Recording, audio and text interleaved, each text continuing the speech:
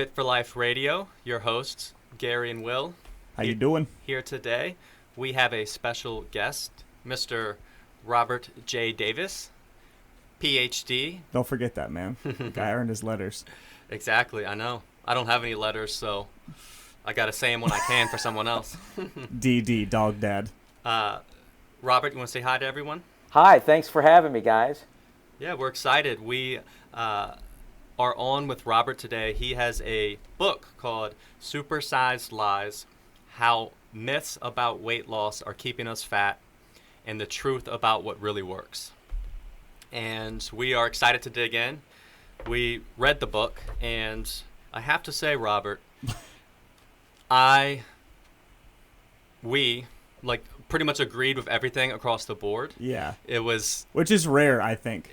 And this is based on, our experience and in the trenches. It was just such a head nod and almost validating a little bit because a lot of the message we preach lines up with the book and the, kind of solutions you come up with. And, yeah, it was just a great read. And honestly... I haven't read a fitness book in so long because they're so there's so many lies.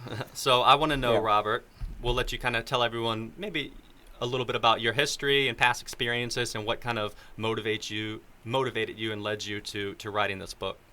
Sure. Well, it's great to hear. Thank you for saying that. And this is something I'm very passionate about. I'm a health journalist. I've been doing that for many years, covering all kinds of different health and wellness issues. I have a personal passion for nutrition and fitness. I'm an avid exerciser. I try to watch what I eat. And as you mentioned, I also have a PhD, so I have an academic background in public health and epidemiology. So in the work that I do as a journalist and in this book and in previous books, I've tried to bring that background, to apply that background to look at studies, because you say there's so much crap out there, there's so much misinformation, particularly around fitness and around weight loss and around diet. And so I've tried to, in this book and in previous books, look at the claims, look at what people are hearing, and then dissect the science, to look at what the science actually shows, to look at the studies. And for this particular book, I went through literally thousands of studies, trying to, again, we know we can talk about this, not all studies are equal, some studies are not good, some studies are great, and trying to really look at them critically in laying out what we know, what we don't know, and trying to help readers make better decisions for themselves. As I see it, my job is not to tell people what to do, it's not to say you should follow this plan or that plan, but it's to lay out information as honestly and thoroughly and as objectively as I can so people can decide for themselves what's best for them. Yeah, and I think in a way, kind of that's part of the problem, right? Is people want it to be easy and there to be an exact answer. Yeah, just do this. Done. And as we'll see when we get to some of your solutions, there's nuance, and the big picture is you have to do the work, right? You have to find what works best for you, and that's challenging for people because they want it just to be quick and easy. Absolutely. And what I say is that, yes, on the front end, it's going to be harder because you have to find what works for you. But in the long run, which is what really counts here, that's what's going to lead to success, right? Because if you can find something that's right for you, that's what's going to be sustainable for you over a lifetime. And in the end, this is weight loss particularly. It's a marathon, not a sprint. It's about finding what's sustainable for you over the long run. Yeah, we have a phrase at our gym that's kind of like what we go by, and it's Will's wearing the shirt right now. It says progress over perfection. Yep. And I think something your book really highlights is, there is no perfect plan, right? I think a great example from your book is you talk about journaling and tracking, and we'll specifically say food intake, right?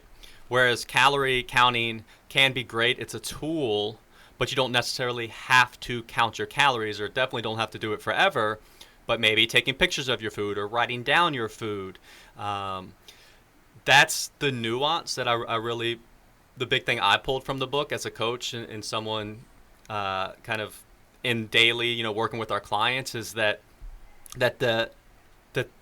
it's okay to accept that nuance, and that you're not going to have this what's worked for someone else. Oh, I counted calories and ate this exact amount and it worked for me, doesn't mean it's going to work for someone else, because maybe the someone else has to eat out a lot, right? And then, like you mentioned in your book, well, you're not going to be, the calorie tracking is not going to be as accurate.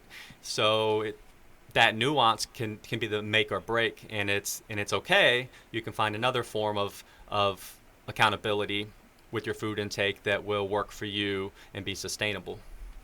Yeah, absolutely. And as I talk about in the book, for many people, counting calories, they try to do it and it doesn't work. And then you know what happens? They give up on journaling because it's like, this is just too hard. I can't keep up with this. I can't figure out. I have to deconstruct the foods I'm eating. I'm banging my head against the wall, so I'm going to stop journaling completely. And so when we're forced to do things that don't fit in with our tendencies or our desires or our lifestyles or whatever it is, and we give up completely, that's the problem. So as you say, tracking can be very valuable, and we have to track in a way that's going to work for us. So if counting calories doesn't work for you, then track in a way, and I talk about other things to track that can be very useful, but don't let counting calories, that difficulty, stop you from tracking completely. Yep, definitely. We've found over the years, when I first started as a coach, younger coach, it's like, this is what works, this is what you need to do. But now we've learned, hey. Then you realize how people behave and. Exactly. Yeah. You want to make it as easy as possible, right? So maybe the great thing nowadays is everyone has a phone. It's easy to take pictures, right? Super low barrier to entry there. So we end up finding a lot of clients do great with a photo food journal. Hey, snap a picture of your meals, and they think it's so we can see what they're eating and probably pick them apart. But the reality is, when people are like, oh, I'm taking pictures of all my meals, they make better decisions almost subconsciously. Yeah, without even thinking about it. You know, because they're not going to want to send a picture of 7 handfuls of jelly beans, because they know that's not probably the best idea, right? So it helps them make better decisions. That's the real power, and like you mentioned in the book, of bringing that accountability and tracking into your life. And without feeling like it's a monumental task or anxiety inducing, which I know tracking can be for some people, which is why they, give up altogether, like you just mentioned. Right, absolutely. And, something else, obviously, not only can it help the way you guys are describing as people are eating to think about their food choices, but then obviously the big payoff is that you go back and you can look over time at what your eating patterns are, because many of us just aren't aware. We're not aware maybe that when we're stressed we go to the drive-thru more often, or we eat more fried foods, or we eat more junk food, whatever. So or when we're lonely, or when we're bored, or whatever. And I think writing down not only what you're eating, or taking pictures, as you guys say, and then writing down how did you feel when you were eating it, and where were you, and what were you doing, and recording things like that can really help you go back and look and say, okay, what are my eating patterns? What am I doing? And what are things that I'm doing that I'm not even aware of that I can go back and then now focus on? Well, yeah, it helps you notice trends a whole lot easier. The longer we can document data, and we do this for food, we do daily weighing, things like that, it just helps you see trends better. And I think when you can take a big picture look, one, it's less stressful when you can look at a year and notice things versus like, oh, I did bad on this particular day. If you can take a big step back, then I think that can be very useful for people to do. Absolutely. Yeah. And then a big theme of your book is, so we're talking about this process of learning how you eat, when you eat, why you eat, and it is just that, a process, but it's going to help you end in a sustainable place. The other side of the coin to that is what most people want. Give me a meal plan. Let me follow this specific diet and cut out all these food groups. And up front, that may seem easier because it's like this hard set of rules. But the reality is it's just not sustainable. Once you go outside those rules, it's all over, man. And then you feel guilty. Yep.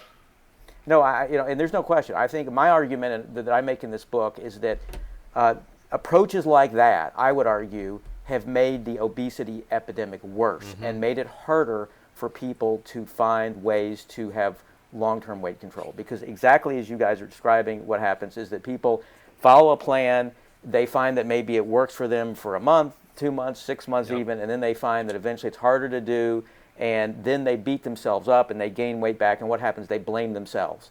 And they blame themselves, and then it becomes even harder as they go forward because they adopt a mindset, I'm a failure, I can't do this, and it becomes harder and harder over time. They gain weight back, maybe gain even more weight than they lost, which tends to happen on these diets.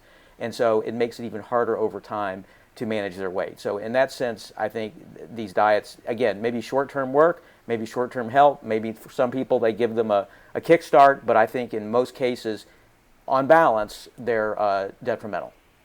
Yeah, and it starts to create what we see is you almost then ingrain the habit of this on-off light switch type approach. Yep. And yeah, people don't realize it, but now, okay, yeah, I'm a failure and it didn't work, but then eventually, yeah, January rolls around and you're going to muster up this gusto again. But then you go really hard for 30 days and then you fall off and then you're a failure all over again, and it starts to ingrain it as a habit almost. Yeah, and then at a certain point, like, that becomes who you are to yourself, is like, I fail at dieting. And it's not helping anybody in any way, shape, or form to feel like I will never do this because I try my hardest at the beginning of every year and then I fail no matter what.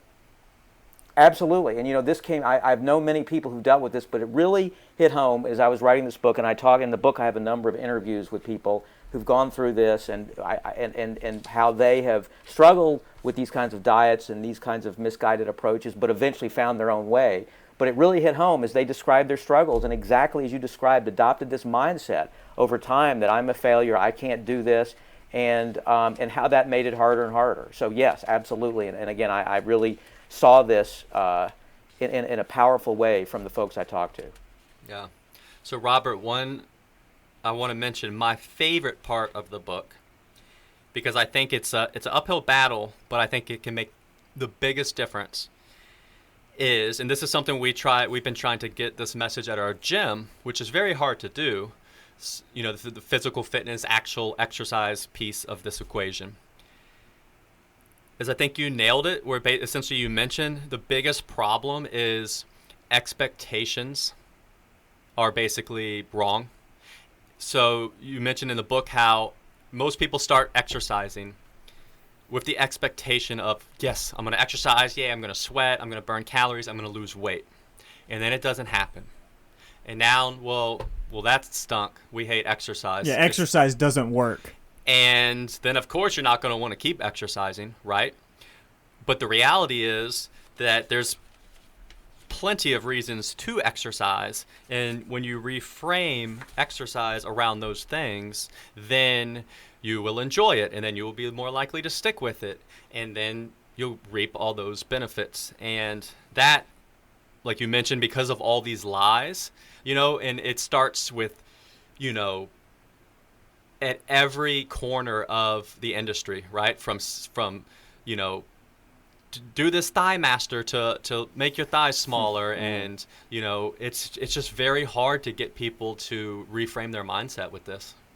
No, and it's something, people are often surprised who know me when they read this in the book when I talk about the limited ability of exercise to lead to weight loss, because I am an avid exerciser. My last book, in fact, was all about exercise and the benefits of exercise and the science of exercise. And so I'm a huge proponent of exercise, but exactly as you say, the problem is that so many people, if not most people, go into exercise with the expectation that it's going to help them lose weight. And I like to say that exercise is the closest thing we have to a fountain of youth. Think about it, if there were a pill that could do everything exercise can do, from lower your risk of heart disease, of diabetes, of cancer, to help improve your mood, to improve your sex life, reduce risk of colds, the list goes on and on and on. Though we'd be clamoring for that pill, right? We'd all be clamoring for it. It's remarkable what exercise can do. The one thing, ironically, that it doesn't do so well is to help us shed pounds, but in fact, that's the thing that many, if not most people, look to exercise first to do for them. So exactly as you say, what I really think is important for people to take home, the take-home message is look to exercise to do great things for you, to help you feel better, to reduce your risk of disease, to help you deal with stress, to help you sleep better, all these things to improve the quality of your life, and you're more likely to do it and to sustain it than if you go into exercise saying, I need to do this to lose 20 pounds, 50 pounds, whatever, and it doesn't work, and then you give up. One other point I would make that I think people make the mistake is they see it almost as punishment for overindulgence. This formula, eat less. Literally where my brain just went. Yeah, eat less, move more. So I overindulged over the holidays. I overindulged this weekend. I went on vacation, so I got to go to the gym now. And so think about what that's saying. That's saying that exercise is something you have to do to compensate or to for its penance for, Yep. for overindulging. And again, that's such a common way of viewing exercise because of this, I think, false equation that weight loss is about eat less, move more. And again, it results in this mindset of seeing exercise as something you have to do and it's unpleasant and you have to sort of pay the price, quote unquote, for overindulging. And that's just an very unfortunate way of looking at exercise that's counterproductive. Yeah, and that's where I think a great tool to help people reframe their mindset is strength training, which you do touch on in the book. And strength training is great, right? Because it's more about, hey, building strength. It gives you something else kind of separate to track. Oh, I was, dumbbell pressing 15 pounds, and now I can do 20 pounds, and that helps people kind of have a process to attach to that's separate from just like, oh, I'm trying to do this to sweat and burn calories and lose weight. And I was glad you mentioned in the book, even specifically, a little bit of the importance of resistance training. And you know what? I can attest to that. For many years, I just ran, and I knew that I needed to do strength training, and eventually I started doing it. And it really, I have to say, even though I was already an exerciser and already ran, adding strength training really changed my life in the sense that, exactly as you say, it became something that I could see immediate results almost, and I could see how I got stronger and could lift more and I could see the improvements. And it really, going to the gym became something that I looked forward to doing and a very important part of my life. So yes, I completely agree with that, and I think strength training is beneficial not only physically, it's a crucial part of being physically fit, but also for the psychological reasons you say. Yeah. So what would you say, Robert, is your biggest pet peeve of all these lies? Like, which one bugs you the most? Yeah, which one gets under your skin? I mean, there's several of them, but one is just this idea that weight loss or weight management is just boils down to villains. If only you cut out fat, that'll give you a healthy weight. Yes. Or if you cut out carbs, or if you cut out gluten, or you cut out sugar, or whatever it is. And we've seen this. If you look at history, and I trace the history of this, in the 70s, 80s, it was fat makes you fat. Eat fat-free foods. Well, what happened? People started eating Snackwell's cookies and all kinds of processed. Yes. The market was flooded with these things. And what happened? People not only didn't lose weight, but they gained weight, and we had an epidemic of diabetes. And then you go to the sort of low-carb era, where people, the Atkins era, right? Mm-hmm. And so again, the market's flooded with low-carb foods, and people eat those foods. And so we go from sort of lurch from one villain to another, and this idea that your weight can be boiled down to restricting one kind of food or categories of foods is such a pervasive idea, and it's such a massive oversimplification of weight management, yes. and gets people distracted. And again, as I argue, makes the problem worse, because what happens? They end up eating a bunch of processed foods, and those are exactly the kinds of foods we don't want to be eating for long-term weight management. Yeah. Well, look at the keto diet now. When it first got hot, everyone was eating no carbs, and now you can't walk to the grocery store without seeing keto snacks, keto cookies, right? And keto ice cream, and it's like, well, now everyone's just back to eating ice cream and cookies all the time. Yeah, it's just a different macro breakdown. That's it. They don't taste as good. Yeah. Right. Exactly. Yeah, it's frustrating. I know for me, during the gluten-free phase, one time walking to the grocery store, and this is where this is your next book, right? I think you should do a book on like food marketing, the marketing issues, because I know you touched on that a little bit. I remember walking through and seeing a steak, and there's a sticker, on the steak that said gluten-free, which is technically true. It's, it's meat, right? Now that's a whole nother subject of people's lack of awareness and education about food, right? But these marketing companies, once they see that there's like $1 to be made, they all in, man. They're all in. And the other one, and the heart healthy and anything, and they'll stamp that on, and all natural, Yeah, organic. right, and these things work. These health halo buzzwords work, and people, there's a study I talk about in the book where in a mall they presented people with, I think, yogurt and cookies and chips. And so they said, okay, try these, and they had an organic label on them, and then they said, okay, try the equivalent. They had no organic label, and people had to guess how many calories they had, and people guessed that the ones without the organic label had more calories, even though they were the same exact food. So yes, this kind of labeling unfortunately works, and people are often deceived by this. Yeah. You know, something that I didn't know, maybe I don't know if I was too young when well, actually, I don't think I was alive when this happened, but you mentioned when the low fat thing was big, the government like mandated, I guess it was, you know, that these companies needed like 5,000 low fat alternatives to foods by a certain year or whatever that was.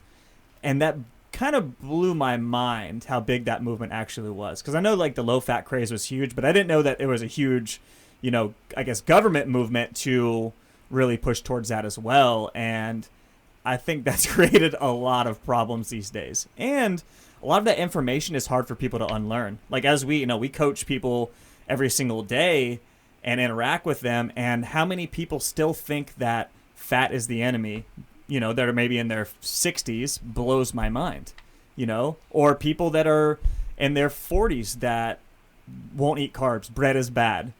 Anything white is bad. And that stuff sticks with them no matter what, you know, new information comes out. And that's more damaging than I think most people understand. Right, and think about how that translates into food choices. So let's say somebody has a choice between, say, nuts, which we know can be a very helpful snack and a good snack that fills you up, and jelly beans. And they look and say, oh, the nuts have a bunch of fat. Fat's bad for you, so I'm going to eat the jelly beans.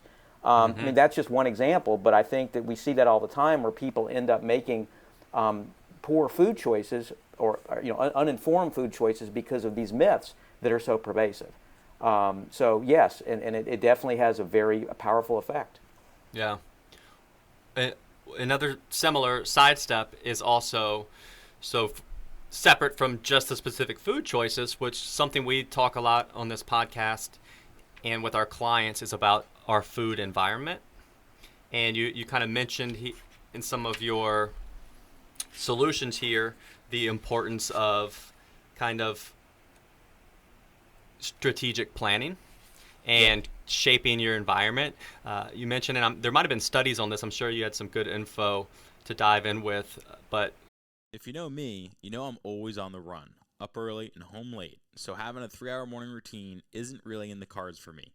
What is in the cards is AG1. It's a fast way to get vitamins and minerals I need to perform. I first gave AG1 a try because I wanted a single solution that helps support my entire body by filling in nutrient gaps and simplifying my morning routine. Since drinking AG1 daily, I've always felt strong and energized and ready to attack the day. Not only does AG1 deliver my daily dose of vitamins, minerals, pre- and probiotics, and more, it's a powerful, healthy habit that's also powerfully simple.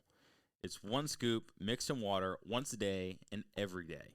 I know that AG1 is giving my body high-quality nutrition. Every batch of AG1 goes through a rigorous testing process, so you know that it's safe. And AG1 ingredients are sourced for absorption, potency, and nutrition density.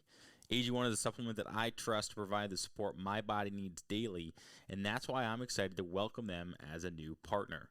Here is your chance to start every day this season with a gift to yourself. Try AG1 and get a free 1-year supply of vitamin D3K2 and 5 free AG1 travel packs with your first purchase exclusively at drinkag1.com/provengrit. That's drinkag1.com/provengrit. Check it out. you mentioned how we tend to eat whatever amount of food is in front of us.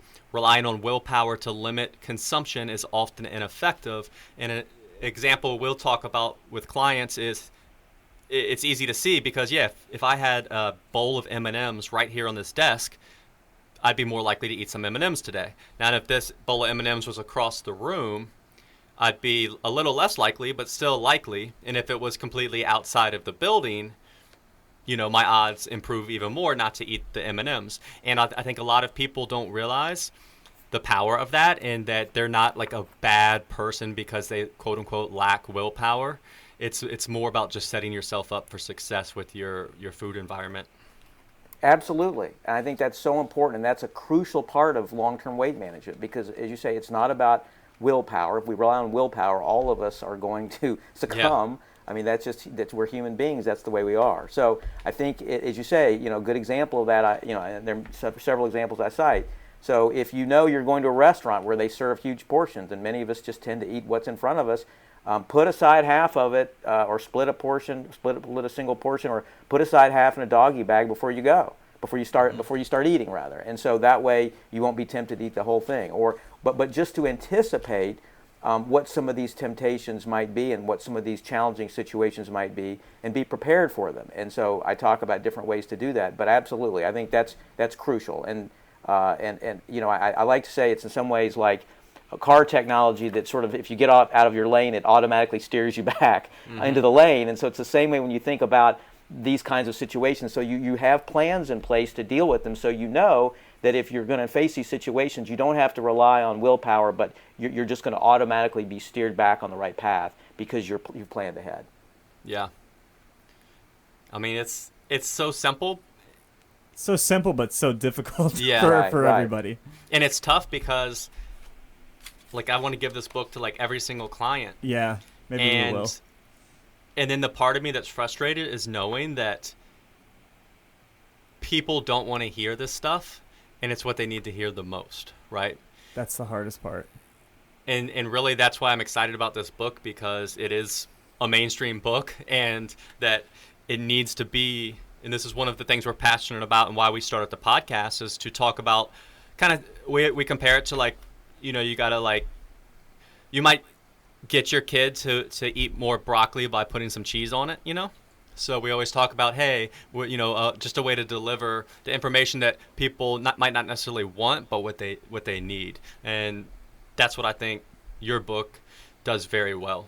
Yeah, I think it's chopped up nicely to where there's, little different bits, the stories from the people, the little tangibles at the end of each chapter, which are nice, like the what to do. I don't know, it's presented well, and it's, to me, super interesting. Maybe it's because this is just what we do, but yeah, I'm a huge fan. So I guess my question, because you're in journalism, or have been for a long time, is it frustrating? And I know it's such a wide, wide field, but just how maybe harmful the journalism and media industry can be for things like this, with I don't know, maybe pushing fad diets, or the way things are reported, or even the way studies are reported, with, almost trying to grab a headline with a, not so honest summary of a study. Has that been hard for you? Oh, absolutely. And it's something, I talk about in the book, and it's something, in fact, I talk to young journalists and try to talk about how to be more responsible and when you're covering studies, and when you're covering claims about weight loss and nutrition and fitness and other health issues. But yes, it's a huge problem, and I think it's contributed, again, it's been a big contributor to a lot of the misinformation and misconceptions people have. Because, when they see, study shows eating avocado will help you lose weight, what people say, oh good, I'm going to eat avocados, or I'll eat blueberries, whatever the food like it's is. that easy. It's going to be a magical food, and it's going to help me. And the problem is that there are a lot of details that are not clear from that headline, or even from reading the whole story. It was such as, did they even, how many people were studied? How long were they? Did the sample research go size on? of 6. Yeah. Right, exactly. Did they even measure people losing weight, or maybe they just ate less? Well, that doesn't mean necessarily that they lost weight. Did they even look at people? It may have been in rodents. The list goes on. Who funded the study? So there are all these questions, all these vital issues that are often lacking from these stories, and certainly from the headlines. But as you say, they're all about getting eyeballs. And so the editors know that having a splashy headline like that's going to get people to click. But unfortunately, it does a terrible disservice often to the readers. Yeah, and something we've learned, like moderation is a very hard sell. Being down the middle is not that exciting. It's not the keto diet, or being vegan, or something you can, like, attach your identity to, and it just doesn't sell quite as much as those extreme, exciting things do. So it's kind of an uphill battle to, get people to understand and be on board with that. No, that's certainly true. And so I think that the challenge and I've laid out for journalists, is how to present information that is going to be science-based and helpful to people, to present it in a way that's going to also get their attention. And that's the ongoing challenge, but it's something that I think it's very important for journalists and others in the health field to do in order to counter all the sort of splashy misinformation that's out there. Mm-hmm. You know what my problem with avocados is, Robert? What's that? They're so inconvenient. They really are. You know, like you gotta plan ahead. You need them to be this exact ripeness. So say whenever I get excited about avocados, like I'm gonna have avocado with my breakfast, and that's gonna be my breakfast, part of my breakfast. I like consistency, right? But then I can't depend. You can't depend on You'd have to get 7 different avocados at 7 different stages. And it's just, I've tried to do that before. It does not work at all. I'm like, well, this one's more firm. I'll eat this one on Wednesday, Yep. and my Monday avocado will be softer and it'll be good. And it never. Yeah. They're both end up terrible. So yeah, and we joke, but that's kind of a truth, right? About, especially you have a chapter on quote unquote superfoods, right? Well, if someone thinks they need to eat some specific food. But the reality is, what if it doesn't fit your lifestyle? What if you don't enjoy it? What if, and like it all comes back to, well, it's not going to be sustainable, right? And now you think because you can't make this superfood work that you're the failure, right? And here I go, just failing again. So it's people have to realize that it's about making it work for you. You know, that's it. Yeah, and we didn't even mention you have to like the food on top of that. Exactly. We interviewed people who would say, "Well, I forced myself to eat, kale or cauliflower or whatever because I know that I needed to." And you talk about something that doesn't work over the long term. Yeah. And it's crazy too, because I'm sure you experienced this some, and this is where some of the things in your book were a good refresh for me is, and I guilty of doing this from time to time. I catch myself. There's some things, because we're always reading this stuff and doing it for so long and entrenched in it, that there's certain things you assume everyone knows, and you still realize that some people don't know that. Some people right? have no idea. So it's like your superfood chapter. I'm like, people don't know this stuff yet, and you realize, man, some people still think, oh, there's this one magic food. If I go eat cayenne pepper, kale, I'm going to lose weight. Cayenne pepper. So I bet that chapter was probably pretty nauseating to have to write. Well, and I just know plenty of people. I mean, one of the foods I mentioned is apple cider vinegar. That's huge. We've had clients, dude, who just continue to swallow the stuff even though they don't like it and believe that it's helping them. Now they have like the gummies. The apple cider Goalie sells gummies that are full of it, which just blows my mind. We had a client ask about that, and I was like, look, if apple cider vinegar was this miracle weight loss thing, it would cost so much more. Oh, absolutely, man. It just, and you know what? I wish that was the solution. If that's what it was, great. We wouldn't have jobs probably if that was the solution, but it's just, it can never be that easy. I think the key there, and I tell people, is a lot of these foods, whether it's avocado or whether it's, whatever it is, that they can be part of a healthy diet and often are.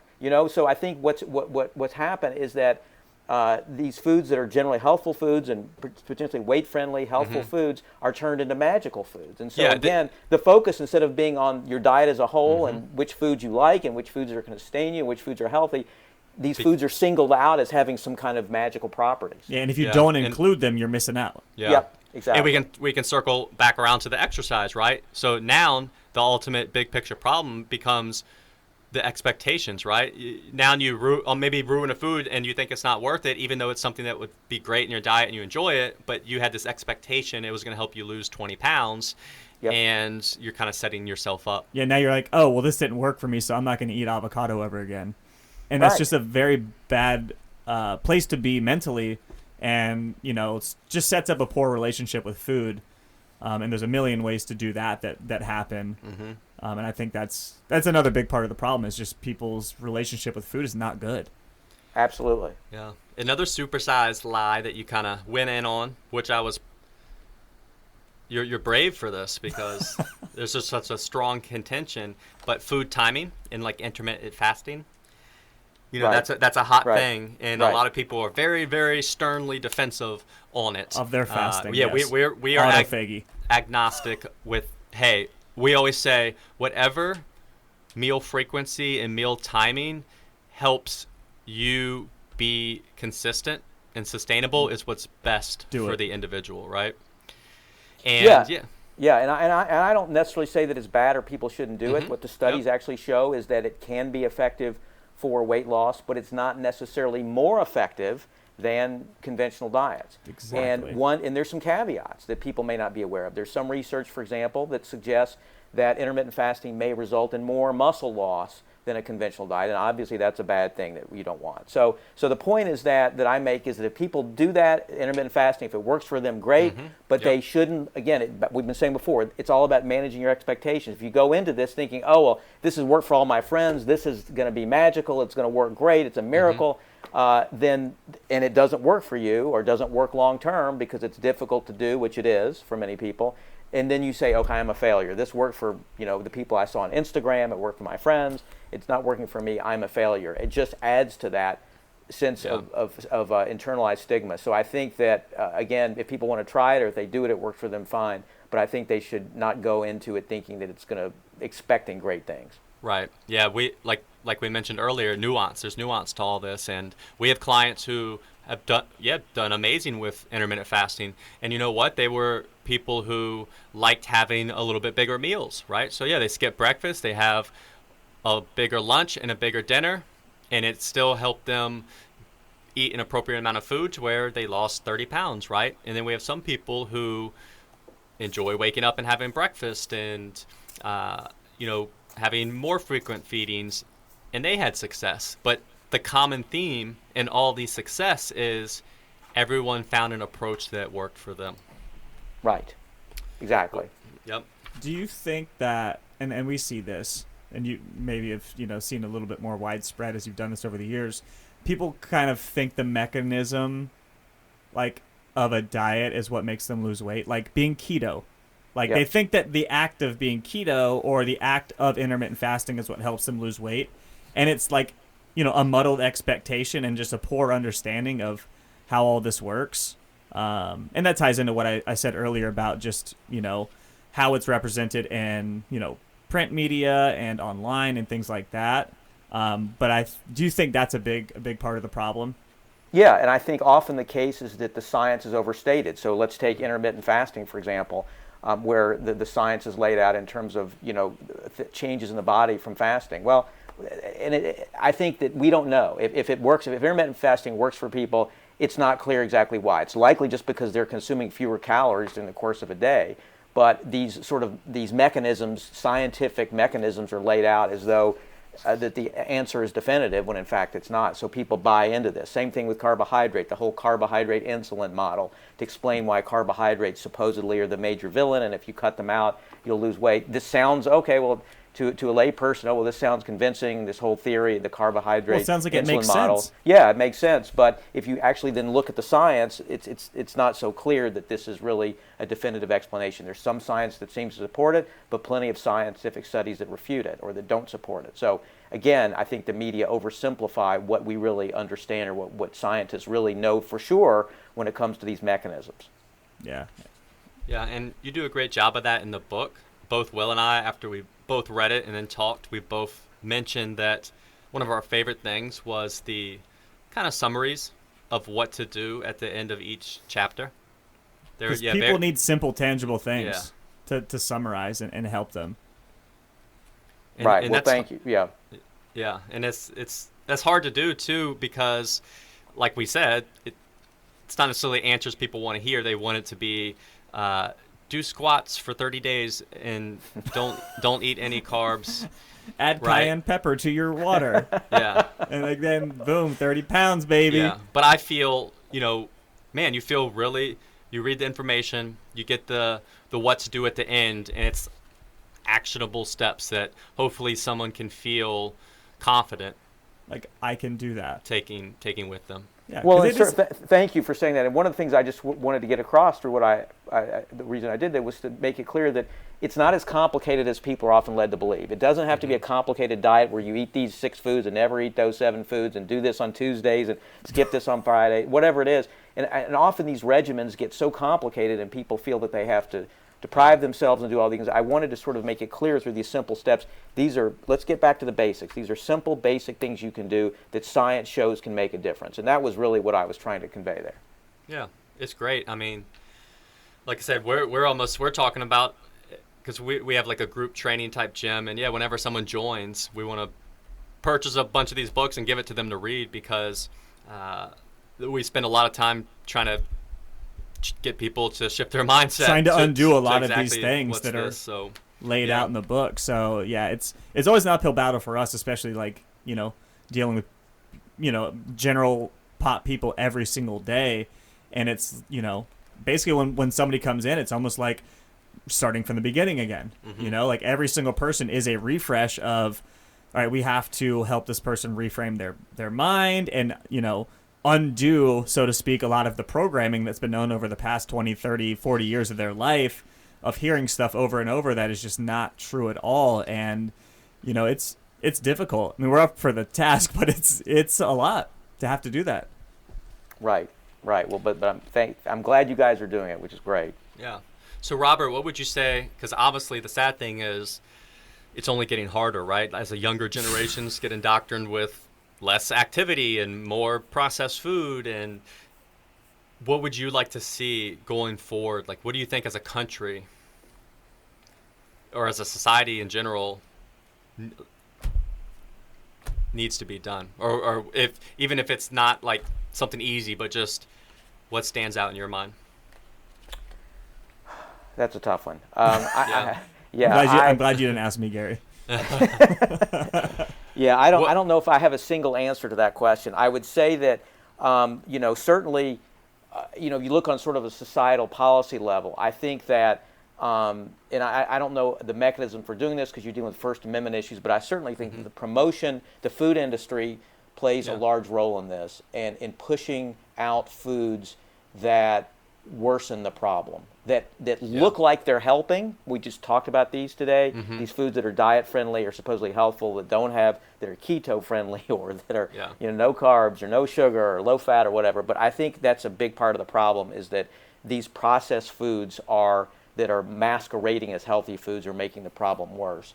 And so to the extent to which we can put pressure on food companies to market more healthful foods. The problem is that by definition, if they're highly processed in a box, which is what they're manufacturing, they're not likely to be helpful. So I think, and at the very least, to crack down on a lot of these marketing claims that lead people to believe that the foods are going to help them. I think because that's certainly a big part of the problem, the deception that occurs in leading people to gobble up these foods. Yeah, that's a great answer. We spend a lot of time. A lot of people feel like they are the problem and very, very like guilty, when the reality is there's a lot working against us. And a great example, a lot of clients and people will say, I'm addicted to sugar. And the reality is, we'll kind of spin this example for them, and, no one's really out just buying bags of Dominion sugar and just eating it straight up, right? How are we really addicted is, it's a food, typically it's sugar that's also added with fat and maybe food coloring and food flavoring that's all concocted into a perfect amount so that it makes our brain ding, right?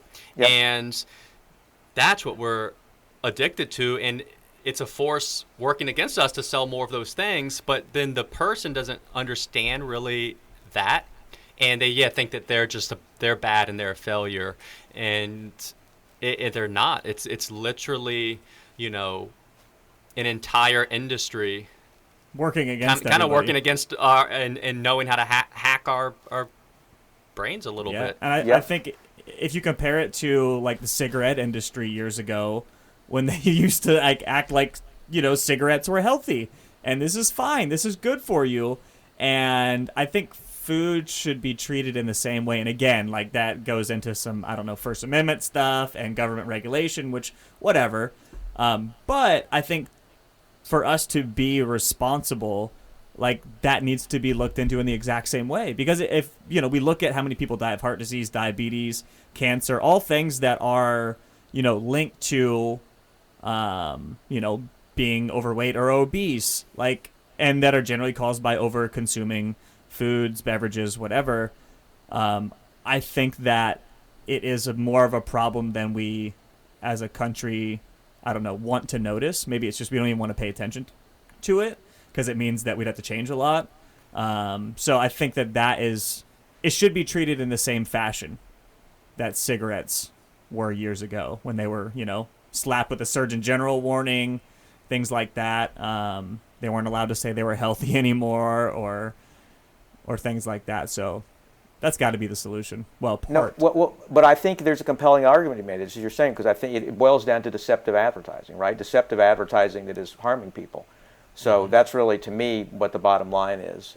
Yeah. And we need to, as you say, to have greater awareness of that. And there needs to be a standard, for a lot of things. Like we know, even like organic, there's not much of a standard for putting that on your product, or all natural.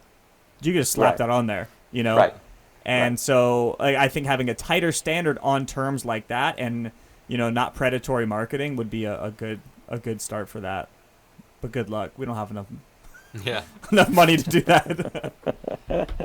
Yeah, but books like Robert's and getting more people to talk. Yeah, and that's our goal with this podcast, and I'm sure your goal with your writing. And like you said, look at cigarettes now and how far we've come. So I think it will be something. Hopefully, people look back on like 100 years and they're like, "This is what we were doing and thought back then." So I hope so. But well, and in the meantime, what I hope I can do, and through my work in this book, is just to make people more aware, right? So at least educate them so that they can make better decisions for themselves, so that when they encounter these misleading claims or misleading information on food packages or whatever the case may be, to be savvier about it and be able to make better choices. Definitely. Yeah. I think, having I guess an assault on all fronts, so to speak, of different media types, and like we do our podcast, we also do in-person coaching, you write books, other forms of journalism too, like if you do any print journalism or anything like that. The more different types of things we can expose people to with this message, the better, because so many people consume information in so many different ways that if we can continue to put things out to different outlets, then I think we have a better chance. I completely agree. So, Robert, where are you most active? What's a good way for people to kind of, get in touch or follow along with your thoughts and stuff more? I know, obviously, Supersized Lies, Amazon. Is it in, we have a hard copy version. Is it in like an ebook version? Yes, it's an ebook version. If people want to find out how to get it or more about my work, I have a website, healthyskeptic.com, and there they can find out about this book as well as my previous book. As I mentioned, the one before this was on exercise, and I have called Fitter Faster. I have other books before that, so they can find about those books. Also, I create a series of short videos. I've been doing many of these. I do on some of the topics we talked about today, other topics around nutrition, fitness, wellness, and sort of just debunking claims, looking at claims and then trying to break down the science and show what's true and what's not true. So that I invite people, if they're interested in watching some of those videos, they can go to Healthy Skeptic and find those there too. Yeah, I like those. And I saw some on your Instagram as well. Watching those videos are good. Yeah, I was cruising it earlier. So you're the Healthy Skeptic on Instagram as well, correct? Yes, and Healthy Skept, S-K-E-P-T, on Instagram, and then Facebook, it's Robert Davis, Healthy Skeptic on Facebook. Okay, cool. And we can throw all these in the show notes as well, so everyone can find them and whatnot. Yeah, so for anyone interested, we'll link to the book on Amazon and all of Robert's social media. And we appreciate your time, Robert. And again, we love the book, and we'll definitely we might actually. I think we might buy. Yeah, buy a bunch of copies for our clients, and it's very well done. Well, thank you so much, guys. It's really been fun talking to you. All right, well, enjoy LA. As always, thanks for listening, guys. If you want to learn more, check us out at coastalfitnessva.com or garydeagle.com. We'll see you next time.